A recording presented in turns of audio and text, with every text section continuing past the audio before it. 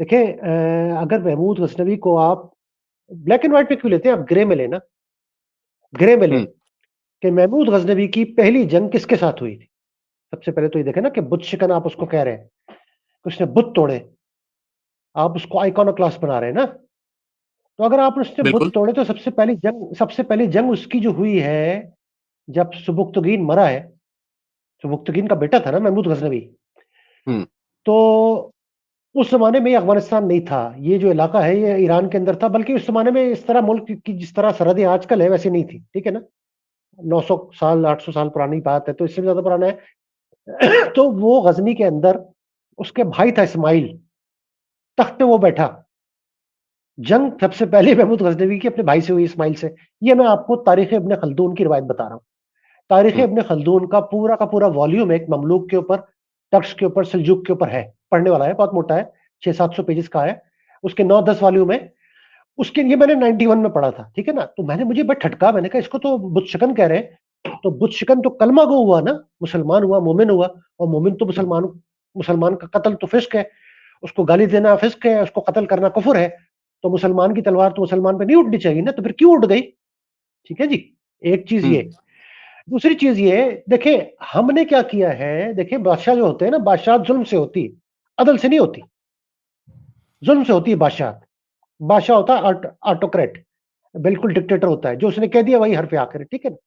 अब हुँ, उसके अंदर अगर आप हीरो ढूँढेंगे, तो फिर आपको खींचतानी करनी पड़ेगी, तावीलें करनी पड़ेंगी, वो चलेंगी नहीं तावील, ठीक है ना? फिर आपके साथ दूसरा प्रॉब्लम नहीं, बल्कि आपके साथ एक दूसरी ब्लेसिंग ये भी है कि हम लोग सब मुसलमान हैं। हुँ, तो हमारे लिए तो हुक्म ये है कि ना हम जो भी चीज़ देखें, तो उसको लौटाएँ अल्लाह की तरफ और उसके रसूल की तरफ कि उसका एहकाम क्या था, उसका हुक्म क्या था, ठीक है ना? तो ठीक। महमूद गज़नवी साहब की जो जंग थी भाई के साथ, किस बिना पे थी?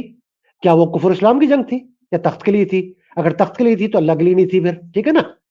तो हुक्मरानी की जंग के लिए तलवार नहीं उठती है मुसलमान के ऊपर, ठीक है ना? जो उसूल है, हुँ, मैं इस्लामी बिल्कुल। उसूल की बात कर रहा हूँ ना। भाई अगर आप उसको बुत शिकन कह रहे हैं, तो इस्लामी उसूल के तहत कह रहे हैं ना कि उसने कुफ़र और शिर्क को मिटाया। तो कुफ़र और हुँ, शिर्क को मिटाने वाला सबसे पहले तलवार अपने भाई पे उठा रहा है और उसको कैद कर रहा है। भाई अगर उसने कोई शरई जुर्म किया था, तो शरा के अंदर जो 4 जो बड़े सज़ाएँ हैं, जान का बदला जान, इर्तिदाद या अगर कुफ़्र किया या गुस्ताखी की तो उसका मतलब कत्ल, ज़िना किया तो संसार, ये है ना? इस्लाम की बेसिक जी, जो हदूद हदूद है, ठीक है ना? तो उसने उसको कैद किस बात पे किया? और सारी ज़िंदगी कैद रहा, कहने लगे आपको जो कुछ चाहिए मैं दूँगा, बस आप बादशाहत का मुतालबा ना करें। ठीक है जी, कब्ज़ा हो गया। हुँ, अब हुँ, कब्ज़ा हो गया, डॉक्टर मुबारक अली ने बहुत अच्छी बात करी कि मावरा नहर से मतलब सेंट्रल एशिया से जो भी लोग आते थे, अब ये दिमाग में रहे कि अफ़गानिस्तान उस वक़्त तक कोई मुल्क नहीं बना है। अफ़गानिस्तान मुल्क बना है अहमद शाह अब्दाली के दौर में, ठीक है ना? उस वक़्त तक सही। अफ़गानिस्तान के कुछ हिस्से पाकिस्तान में थे, कुछ हिस्से ईरान के पास थे, कुछ हिस्से ऊपर सेंट्रल एशिया के मुख्तलिफ ममालिक में छोटी-छोटी रियासतों में बँटे हुए थे। बल्कि अफ़गानिस्तान पे हुक्मरानी जो थी, वो और हिंदूशाही मावरा नहर डायनेस्टी थी, जो उनकी है हुक्मरानी थी, वो जिसको हराया और मावरा नहर जो है वो तकरीबन बन जाता है जहाँ पर हमारा समरकंद के करीब, right? Tajikistan, Uzbekistan, Tajikistan. Kazakhstan, जी, जी, जी। जी, उगैर और ये सारा जो जिसको चीनी तुर्किस्तान कहते हैं, ये सब का सब जी, मावरा नहर है। बिल्कुल सही। कैस्पियन सी के आसपास का ज़र ठीक है जी। अब डॉक्टर मुबारक अली ने बहुत अच्छी बात करी अपनी किताब अलमिया तारीख में, कहने लगे जो हिंदुस्तान में हमला-आवर आए, सलातीन आए, हुँ, तुर्क, खिलजी, गज़नवी, गौरी, मुगल, अब्दाली वगैरह जितने भी आए, वो अपने आबाई मुल्कों में करते थे आपस में जंगें, मुसलमानों में तलवारें चलती थी, जबकि हिंदुस्तान में जब वो अटैक करते थे, तो वो जिहाद हो जाता था। हालाँकि हुँ, जिहाद की किसी डेफिनिशन को जो क्लासिकल डेफिनिशन है कुरान और हदीस में, जो फुक़हा ने मुरत्तब करी, उसमें किसी भी मुसलमान हमला आवर की जो यहाँ हमला हमला आवर हुए हैं वो जिहाद की शराइत पे पूरा नहीं उतरती है। हुँ, अगर आप लोग ऐसे लोगों को, ऐसे इन्वेडर्स को, ऐसे ब्रिगांड्स को, ऐसे मराउडर्स को, लुटेरों को इस तरह से डिफेंड करेंगे, तो आप कुछ और नहीं कर रहे, आप इस्लाम की बदनामी का बायस बन रहे हैं। क्योंकि लोग हुँ, फिर इस्लाम को उसी लेंस से देखेंगे कि यार आपका इस्लाम तो ये कहता है, या इस्लाम में तो इस तरह है, सलामती का मज़हब है, इस्लाम में तो पहले तबलीग की दावत है, उसके बाद तलवार है। आपने तो उठाकर हमला ही कर दिया। अच्छा मज़े की हुँ, बात ये है कि गज़नवी, अब्दाली, मुग़ल और गौरी ये सब हमारे हीरो हैं। मज़े की बात ये है कि मुसलमानों की अपनी किताबों में जो मुसलमानों की जो उम्मुहातुल कुतुब है, जहां से सबने अखज किया है, वो सब फारसी जबान में है। मुसलमानों की जो कोर्ट लैंग्वेज थी हिंदुस्तान में, वो फारसी थी। तो मुसलमानों ने जो कन्वर्ट किया, तो वो उर्दू में उसको कन्वर्ट नहीं कर सके पूरी तरीके से, बाद में हुआ है। ये तर्जुमे वगैरह बहुत बाद में हुए। तो सब किताबें फारसी में है। अंग्रेज जो थे उनको करनी थी हुक्मरानी, और अंग्रेज जब काम करते हैं ना, तो बड़ा सॉलिड किस्म का काम करते हैं, ग्राउंड वर्क उनका बड़ा ठीक ठाक होता है। आपको किसी खित्ते पे अंग्रेजों की किताबें इतनी नहीं मिलेंगी जितनी इंडो पाक पे मिलेंगी किताबें। इनकी नस्ल के बारे में, यहाँ कौन लोग रहते हैं, क्या जबानें बोलते हैं, कल्चर क्या है यहाँ के बारे में, अफगानिस्तान के बारे में, सेंट्रल एशिया के बारे में, मंगोल्स के बारे में, उनकी जितनी किताबें हैं, आप वो उठा के किताबें पढ़ें। आपको वो किताबें जो उन्होंने ट्रांसलेशन किया है, वो तुर्क जबान से और फारसी जबान की किताबों से किया है। मतलब अंग्रेजों ने जबानें सीखी। मतलब आपको सुन के हैरत होगी कि ब्रिटिश मिलिट्री का एक अफसर था, H Raverty, major, he was a major, he was earlier captain. उसको टर्की जबान भी आती थी, उसको पश्तो जबान भी आती थी, उसको फारसी भी आती थी। बेसिक बेसिक किताबों का जो गजनवी के बारे में बेसिक सोर्स है, वो है तबकात नासरी, और वो है बेहकी की तारीख बेहकी। ठीक है, बेहकी का तो ट्रांसलेशन अभी रिसेंटली हुआ है, ये बॉसवर्थ ने किया है, इंग्लिश स्कॉलर था। और रेवटी का 1886-87 में इसमें रेवटी ने किया है तबकात नासरी का। 2 वॉल्यूम में आर्काइव पे अवेलेबल है, खुद पढ़ ले। जो कुछ मैंने कहा है वो मैंने कोट भी किया है, एक दफा नहीं कई दफा कोट किया है। और हमारे बड़े अच्छे दोस्त है, मेहरबान है, सलमान रशीद साहब, लाहौर में होते हैं। उन्होंने बाकायदा उसमें से कई दफा कोट किया और उनको कहा है कि भाई आप किन को अपने मत्थे लगा रहे हो। और उन बेचारों के साथ एक ज्यादती और भी की, जो पश्तूनों के साथ और अफगानों के साथ उनको जो स्टीरियोटाइप किया गया, गजनवियों को और गौरियों को, खिलजियों को पश्तूनों के खाने में डाल दिया, हालांकि उन तीनों का पश्तून कम्युनिटी से कोई ताल्लुक ही नहीं है। वो बेचारे ये बहुत खामा खाई इंपॉर्टेंट लड़ने में आपने आए। बात की है आमिर भाई। ये एक द पठान्स जो ओलफ कैरो की किताब है, मैं उसमें पढ़ रहा था और उन्होंने बहुत सारी जगहों पर लिखा है कि बहुत सारी ऐसी जो कि वायलेंट किस्म की ट्रेडिशंस हैं जो कि पश्तून्स में एंटर हुई हैं, वो टर्क से हुई हैं। जी और बहुत सारी ऐसी जी, चीजें बिल्कुल उनके ऐसे ही है। खाते में डल जाती हैं जो कि बुनियादी तौर जी, पर तुर्कों की हुई हरकतें हैं और वो पश्तूनों के हिस्से में एग्जैक्टली आती हैं, जबकि वो उस हद तक एग्जैक्टली, खास तौर बिल्कुल। पर, जिसमें एक मिसाल है कि किसी को अंधा कर देना, अपने मुखालिफ जी को, उसको डिबेट जी। से बाहर करने के लिए, उसको लड़ाई से, या क्या कहना चाहिए, उसको दौड़ से बाहर कर दे, बादशाहत की दौड़ से, उसमें जी जी अंधा जी कर जी देने की जो रिवायत है, ये अफगानों में मौजूद जी। नहीं थी। मगर हम उनको नहीं, अफगान बिल्कुल नहीं। जो लोग हैं उनके बिल्कुल साथ, और वो वहां से नहीं। आई मैं है। अभी आपको, अभी चले, मैं आपको बताता हूँ ना, आगे आगे बताता हूँ, अभी आप सुने। ठीक। बेचारे ये पश्तूनों को, अफगानों को, बेसिकली देवर बुद्धिस्ट। हम्म। बेसिकली देवर बुद्धिस्ट।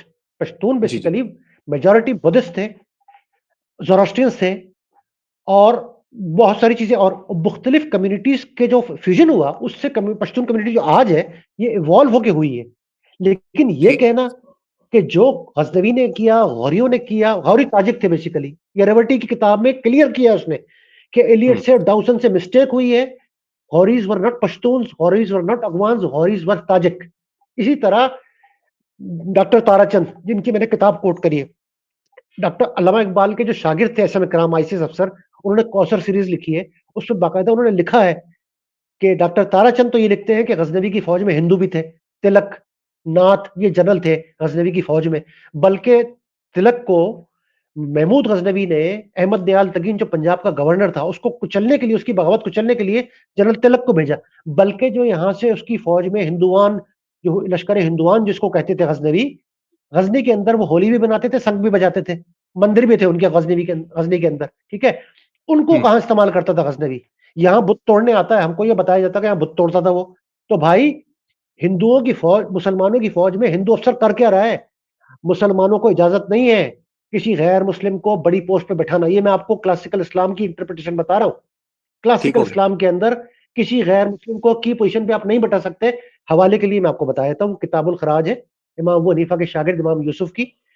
ऑनलाइन में कई दफा कोड भी कर चुका हूँ, इसमें बाकायदा बता चुका हूँ कि मुसलमान हुक्मरानों की और मुसलमान रियासत की जिम्मेदारी है कि वो नॉन मुस्लिम को, जो नॉन मुस्लिम सिटीजन है, उनको प्रोटेक्शन देगा, उनकी हिफाजत करेगा, जजिया लिया तो उनकी हिफाजत करेगा। उनको वो जंगी ड्यूटियों पे नहीं बैठा सकता, ना ही उनको मुसलमानों पे अमीर मुकर्रर, गौरियों के फौज के अंदर फौजी, खिलजियों के अंदर फौजी, अल्तमश सलातीन जो थे उनके अंदर दरबारी। अगर आप इस्लाम के नाम पे प्रोटेक्ट करेंगे, तो इस्लाम के अंदर सोर्सेज सिर्फ 2 है। मैं आपको इस वक्त मौलवियों की बात नहीं कर रहा हूं, मैं आपको रेफरेंस के तौर पे बात कर रहा हूं कि जब आप इस्लाम की बात करेंगे तो सोर्सेज 2 हैं, कुरान और हदीस। उसके अंदर अहकाम है, ब्लैक एंड व्हाइट में, ग्रे नहीं है एरिया, उसके अंदर ये चीज हो सकती है, ये चीज नहीं हो सकती। हज़रत उमर फारूक के दौर में किसी ने कहा कि हमने किसी कैशियर को, अकाउंटेंट को, एक ईसाई भर्ती कर लिया, हमारे पास क्वालिफाइड आदमी नहीं था, उन्होंने मना किया, उन्होंने कहा निकालो, कोई मुसलमान रियासत के अंदर इस पोजीशन पे भर्ती नहीं होगा सिवाय मुसलमान के। आप उठाएं इब्न खल्दून में, तबकात इब्न साद उठाएं, अल बिदाया वल नहाया इब्न कसीर की उठाएं, और चारों खुलफाए राशिदीन के अफसरान जो उन्होंने अपॉइंट किए थे पढ़ ले। कोई अगर एक नॉन मुस्लिम मिले तो जो चोर की सजा हो मेरी सजा। भाई मैं बात करता हूँ सोर्सेस के ऊपर जो ग्राउंड पे अवेलेबल है।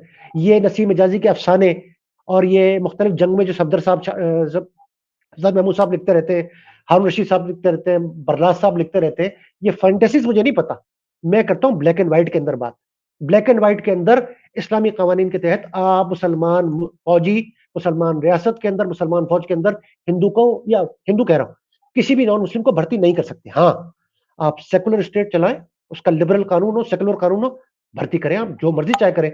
ये नहीं हो सकता कि इस्लाम का उसूल कुछ कह रहा हो जो नबी करीम ने मुरत्तब किए, साहबा कराम ने मुरत्तब किए, जो अल्लाह ताला ने बताया है, उसके तहत आप करें और फिर उसको इस्लाम के खाते में डालें। तो महमूद गजनवी को अगर आप डिफेंड करेंगे, अहमद शाह अब्दाली को अगर आप डिफेंड करेंगे, गौरी को आप डिफेंड करेंगे और पूरी सल्तनत मुगलिया को डिफेंड करेंगे, तो फिर आप इस्लाम के अगर पैमाने पर परखेंगे, तो मैं आपको सेफली कह सकता हूं कि उनके बहुत सारे अफाल ऐसे हैं जो तलवार की जद में आते हैं। शरई हुक्म अगर होता तो तलवार की जद में आते हैं, क्योंकि मैंने खुलफाए राशिदीन का दौर पढ़ा है। ठीक है जी।